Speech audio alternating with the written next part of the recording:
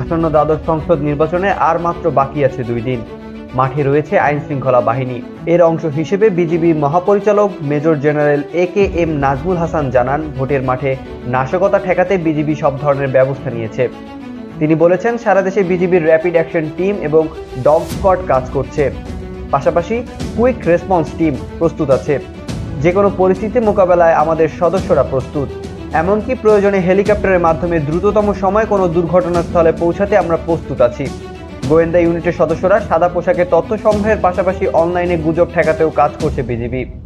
শুক্রবার দুপুরে ঢাকার বিভিন্ন স্থানে দায়িত্ব পালনরত বিজিবি সদস্যদের কার্যক্রম পরিদর্শন শেষে মিরপুরের সৈয়দ নজরুল ইসলাম জাতীয় সুইমিং কমপ্লেক্সে সাংবাদিকদের সঙ্গে কথা বলেন নাজমুল হাসান।